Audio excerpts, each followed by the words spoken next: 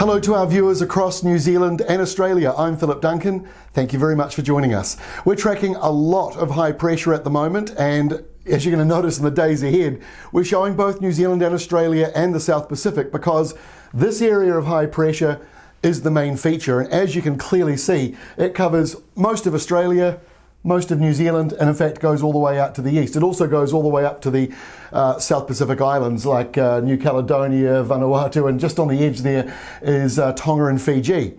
So this big high that you can see here is drifting in and will dominate New Zealand's weather for the next week. But at the same time, Australia's weather, well, yes, dominated by this high. There's another one coming in, and we've got some Southern Ocean weather as well to deal with. So let's try and make sense of all of that. Tonight's departure from normal across New Zealand. Last night was a little bit cold for the North Island. It's another cold one for the North.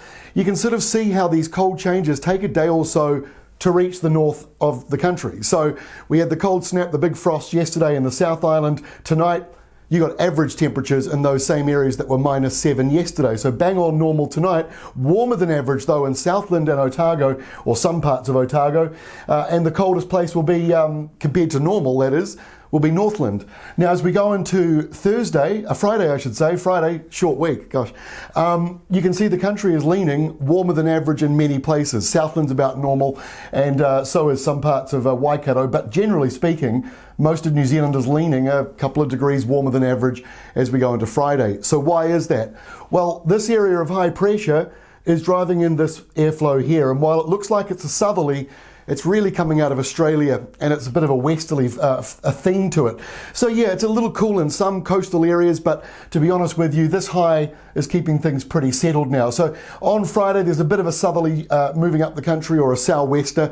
A little bit cooler down in Southland with a couple of showers for you. That's why your temperatures tomorrow are about average.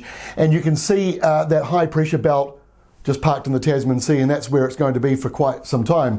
It starts to move into the lower part of New Zealand on Sunday, but that little southerly change, as I just mentioned, takes another day or so to move up into the North Island. So you get that cooler change coming in on Saturday around places like Mahia Peninsula, and the temperatures drop a little bit and a couple of showers in there. Unfortunately, those showers are not going to be very helpful to you at the moment where it is very dry.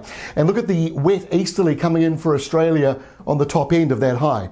As we go into Sunday, the high is still parked out on the Tasman Sea, still got this very big easterly flow into Australia with lots of showers from the top of Queensland all the way down to coastal New South Wales. And then that same airflow curves around and up and around to New Zealand. So that southerly that you just get on the very edge there around Hawke's Bay and around Gisborne won't be very cold, even though it is a southerly airflow. The origins are coming actually out of Australia in the subtropics. Right, let's get into next week, and no real change on Monday. There is some low pressure just near Adelaide, but really the high is still in control, and we've still got a couple of little showers in that southerly flow possible down to the south.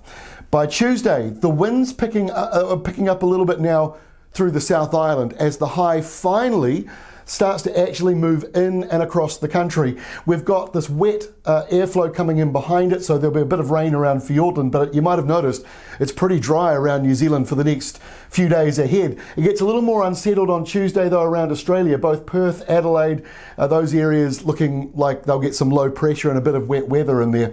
And our final map is for Wednesday, and speaking of Australian low pressure, there's this larger area of low pressure around Queensland and New South Wales on the border there, and then on the other side, Western Australia out near Perth, there is another low. But New Zealand, that big high that I said would be in the Tasman for quite some time, it's still there on Wednesday of next week. It's still centred actually in the Tasman Sea, so it barely moves over the next week, which means if you need rain in New Zealand, there is not a lot coming. The West Coast is the only part of New Zealand that has got normal rainfall. Every other region drier than average. And speaking of that, our May outlook, Climate Watch is coming out in the next day or so, so keep an eye out for that, and we're also forecasting a fairly dry May across New Zealand. That is all from me. Don't forget, for more details, please go to weatherwatch.co.nz or ruralweather.co.nz. We'll see you again on Friday.